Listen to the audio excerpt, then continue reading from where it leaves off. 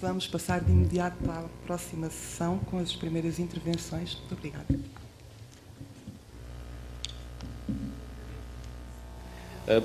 Muito bom dia.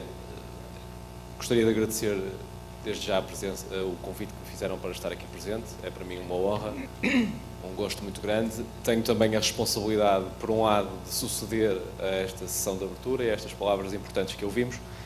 Tenho também a responsabilidade de iniciar um conjunto de intervenções que nos vão levar até ao final da tarde, certamente em que vamos com elas aprender muito. Eu gostaria de aproveitar também, e uma vez que sou o primeiro, para vos pedir que não tomem a qualidade geral deste seminário pela qualidade da minha intervenção. A partir daqui vai ser sempre a subir, vai ser sempre a melhorar. De qualquer maneira, e aproveitando também essa circunstância de ser o primeiro, mas tentando não ser nem maçador nem demasiado académico, gostaria de começar por clarificar ou por definir, por apresentar alguns conceitos que vou utilizar, pelo menos a definição que vou utilizar desses conceitos. Eu parto aqui de uma pergunta: é possível reabilitar sem gentrificar? Quanto ao conceito de reabilitação, eu não me vou deter muito nele. Vamos ver que ele é um conceito, obviamente, multifacetado, polissémico. Vamos ver que pode ser abordado por diferentes disciplinas, por diferentes perspectivas. E, portanto, o que me interessa a mim é mais o que diz respeito às consequências sociais das operações de reabilitação urbana.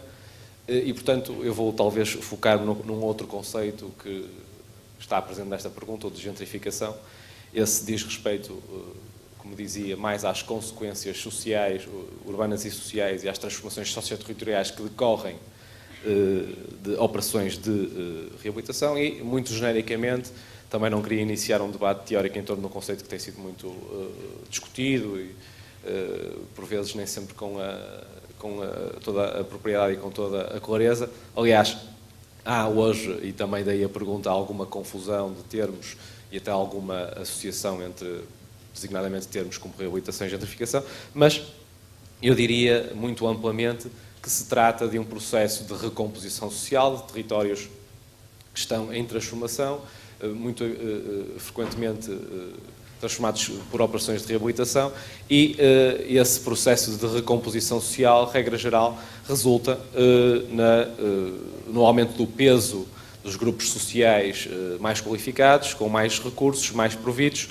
quer em termos de capitais económicos, quer em termos de capitais culturais, a que sucede, regra geral, também uma diminuição do peso dos grupos sociais menos providos de recursos, que pode ser feita por, digamos, remoção desses grupos, em particular quando acontecem operações de redesenvolvimento, portanto, de demolição e de transferência populacional para fora da área em processo de transformação, mas pode acontecer também com o tempo, mesmo que no momento inicial não aconteça essa alteração, essa transferência populacional, com o tempo e com algumas transformações que vão introduzindo do ponto de vista social e económico, aumento das rendas, alteração dos usos e outras mudanças que conduzem também à saída de pessoas que são autóctones, mas que têm, regra geral, menos condições para lidar com transformações que se operam nesses locais. Portanto, é mais ou menos isto que tomo como conceito de gentrificação. Parafraseio nesta pergunta que faço um autor brasileiro, Júlio Sampaio, que fazia uma pergunta um pouco similar, mas com uma conotação mais pesada, mais fatal. Ele perguntava se é possível evitar a gentrificação. Eu optei por não usar o termo. Optei por tirar alguma carga à pergunta e faço a outra. É possível reabilitar sem gentrificar. Este autor, e eu também, de certa forma, seguirei nas suas pisadas, apoia-se num conjunto de casos emblemáticos, que eu retomo aqui muito rapidamente. Obviamente, e antes de irmos até ao Porto, ou de regressarmos ao Porto, há casos que se tornaram icónicos e emblemáticos destes processos de reabilitação que conduziram a transformações sociais do tipo das que acabei de anunciar, de gentrificação, em França, no Marais, no centro de Paris, no início da década de 70, Manuel Castelos falava em renovação de portação, a propósito das operações que ali aconteceram.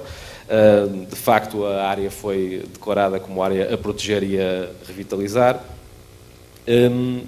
A verdade é que aconteceram operações de transformação urbanística e habitacional que levaram à expulsão paulatina de uma população que era, em grande medida, operária, de classe trabalhadora, nesta cidade.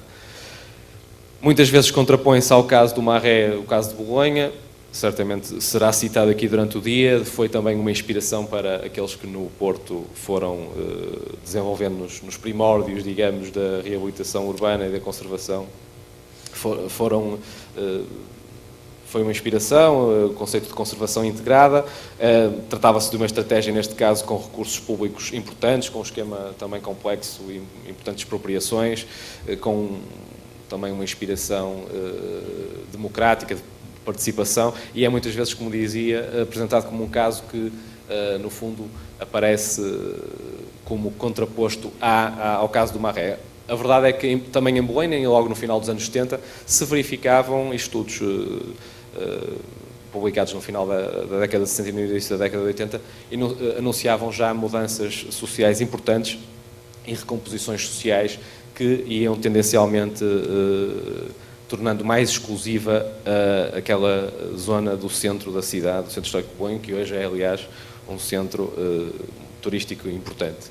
Depois, obviamente, há os casos conhecidíssimos do mundo anglo-saxónico, do centro de Londres, do centro de Nova Iorque, mas também noutras latitudes, como no Brasil, em Salvador, uma área também classificada pela Unesco como Património Mundial, onde se verificaram processos de reabilitação, mas que redundaram também numa grande deslocação de população local e na tendencial comercialização e turistificação daqueles centros. Aliás, a propósito do caso do Pelourinho, no Brasil, um estudo recente nota que 91% dos edifícios passaram a ter um uso comercial, portanto a função residencial diminuiu fortemente e ficou também ela reservada a grupos sociais com outra capacidade para lidar com as consequências das transformações que ali estavam a acontecer.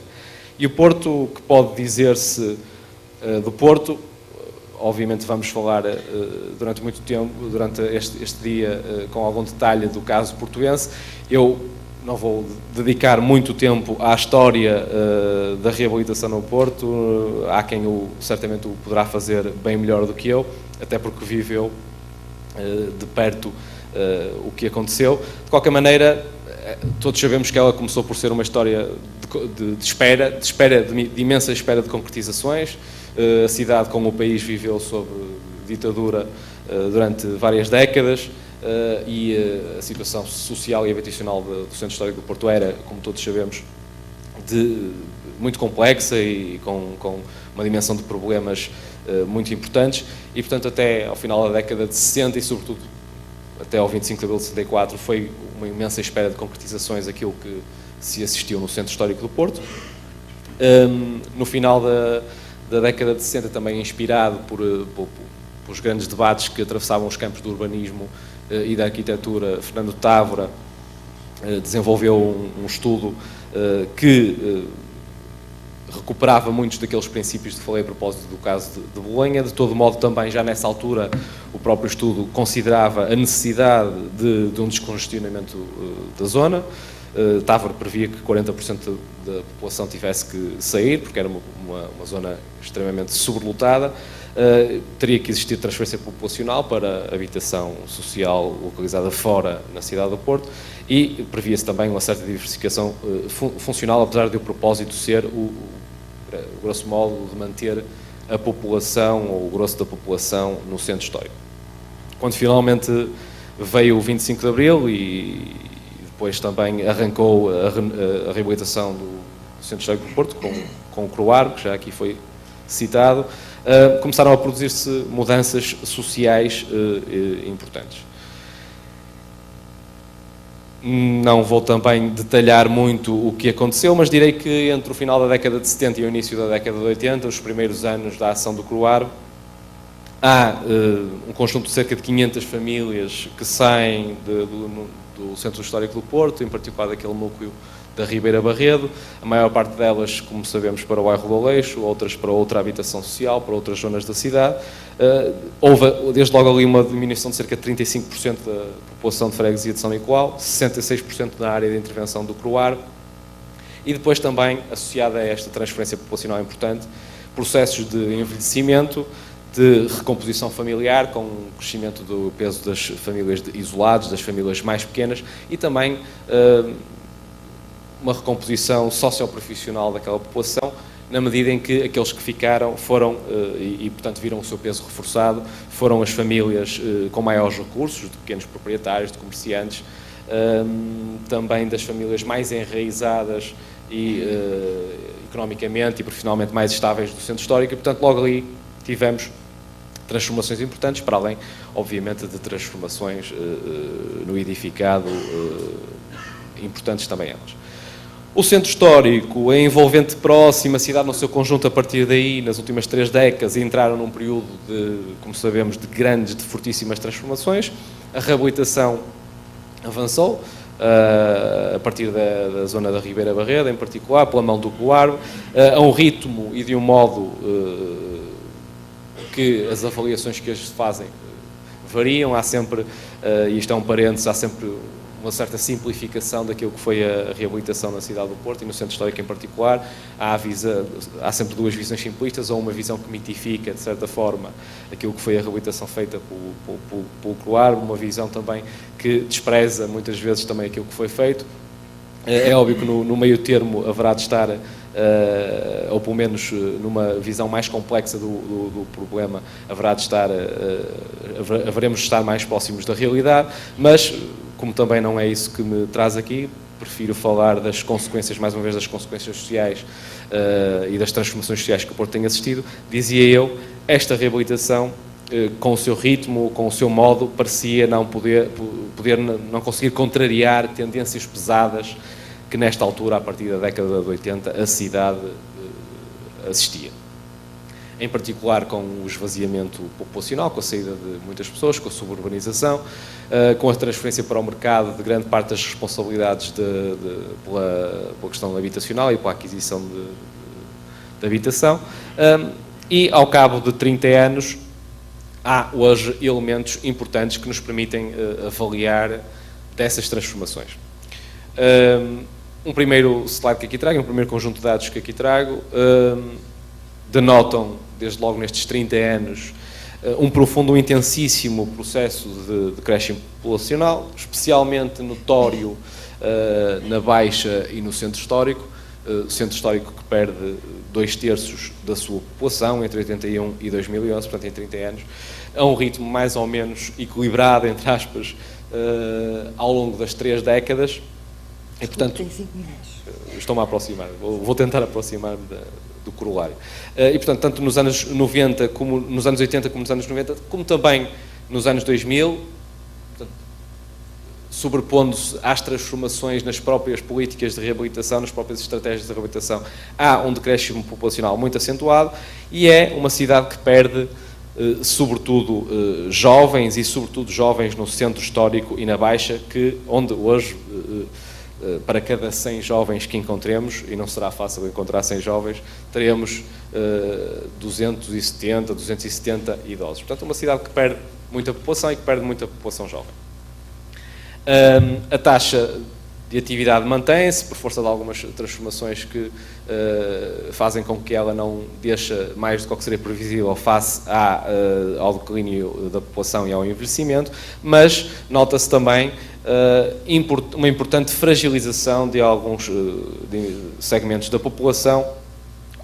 As taxas de desemprego cresceram significativamente, em particular no centro histórico, onde hoje 1 em cada 4 ativos está desempregado. E, portanto, vemos também aqui as fortíssimas assimetrias à escala intracitadina, à escala intraconcelhia, que se operaram, que se reforçaram, já existiam, mas que se reforçaram ao longo destas 3 décadas. Entretanto, os próximos 2 slides apresentam indicadores habitualmente usados para medir os processos de recomposição social, pelo menos indiretamente, e, portanto, para medir, se quisermos, a gentrificação, e julgo que eles são esclarecedores. Por um lado, há um processo de qualificação da cidade, a cidade parece ter um peso cada vez maior de grupos capitalizados, em particular em capital escolar, capital cultural, mas também, como veremos, em capital económico. E um segundo corolário importante, esta é uma cidade que é cada vez mais dividida, cada vez mais desigual, cada vez mais clivada. Esses são dois elementos gerais que destacaria destes dois slides que vamos ver, um relativo à população com ensino superior, ao peso da população com ensino superior na população com mais de 20 anos, e o outro relativo ao peso dos dirigentes, quadros técnicos, quadros e intelectuais na cidade. Aliás, quanto a esse indicador, que é geralmente apontado como um bom indicador, ainda que com algumas fragilidades, mas um bom indicador dos processos de gentrificação operados na cidade, ele é, de certa forma, surpreendente, em particular pelos dados, pela evolução que mostram dos últimos 20 anos, onde verificamos que há um reforço importante do peso dos dirigentes quadros intelectuais na cidade, como um todo. Esse peso na população ativa, notem, duplica um pouco por toda a cidade e, em algumas zonas, como no centro histórico, esse crescimento é ainda maior, o que significa uma relativa convergência, apesar das distâncias e das assimetrias que falava, uma relativa convergência com a cidade modal. De onde, não havendo muitas entradas de pessoas, a cidade, como vimos, perdeu muita população. Se pode concluir, ou se pelo menos projetar a conclusão de que a cidade está a expulsar jovens e está também a expulsar pobres e pessoas da classe média. Mesmo que esteja a atrair algumas pessoas, esses são dados que ainda terei que pesquisar e tratar melhor, essas pessoas que chegam à cidade são pessoas mais qualificadas, essencialmente quem pode. No caso particular do Centro Histórico e da Baixa, e aproximo-me também do fim, tendo em conta o significativo decréscimo populacional que verificamos, qualquer coisa como 2/3 no caso do Centro Histórico da população entre 81 e 2001, e tendo em conta também o envelhecimento da população, parece tornar-se manifesto, ou ficar mais claro, que por um lado, permanecem os mais velhos de todas as condições, isso é um dado. Depois, nos ativos, permanecem na cidade aqueles que têm mais recursos, os mais qualificados e mais capitalizados. Depois ainda, o movimento de entrada, sendo, obviamente, em termos absolutos, reduzido, em particular no Centro Histórico e na Baixa, tem sido incapaz, lá está, de contrariar o declínio populacional e é protagonizado quando acontece por grupos sociais mais capitalizados. E um terceiro ponto que daqui resulta, trata-se de um tecido social muito clivado, aquele que podemos cada vez mais encontrar. Não se sabendo, sendo muito difícil, à luz da informação disponível, pelo menos do ponto de vista estatístico, não se sabendo que peso terão tido as operações de reabilitação na atração de novos residentes.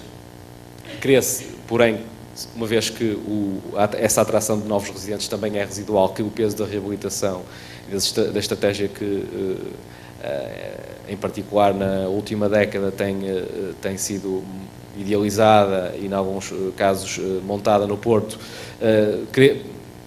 não se sabendo que peso, dizia eu, terá essa reabilitação na atração de novos residentes, parece também evidente que ela contribuiu, certamente não para interromper estes processos evolutivos, mas para reforçar a configuração desses espaços como espaços, e repetindo um pouco o argumento de alguns segundos atrás, não são espaços que não são para jovens e espaços que não são para jovens dos grupos sociais com menores recursos. Vou terminar e terminava retomando a pergunta inicial. É possível reabilitar sem gentrificar? Bem, em teoria a resposta teria que ser afirmativa. Por outro lado, a história de grande parte das cidades diz-nos que talvez não possa ser positiva. Quanto ao Porto, Os dados sugerem que a reabilitação, a que foi feita e talvez, sobretudo, a que ficou por fazer, não contrariou a tendência de impedir a continuidade ou de impelir à saída os mais jovens e os menos providos. Tendo em conta também, e este é um outro ponto que gostaria de deixar para reflexão, tendo em conta o que se conhece das estratégias em curso, em particular das promovidas pela Câmara Municipal e pela Sociedade de Reabilitação Urbana, a reabilitação que aí está, ou que há de vir, que se quer que venha, tenderá, prevê-se, a intensificar estes processos. Neste sentido, e a propósito do caso da cidade em que estamos, não surpreende, nesta altura que todos achemos, talvez que a resposta à minha questão inicial tenha também ela que ser negativa. De todo modo, para os que acham que a cidade não deve ser excludente, não deve ser exclusivista, a questão relevante já não será a minha questão inicial, mas talvez qualquer coisa, como aqui já foi dito, para o Porto, que alternativas. Sugeria que aproveitássemos momentos como este para começar a estudar respostas. Muito obrigado.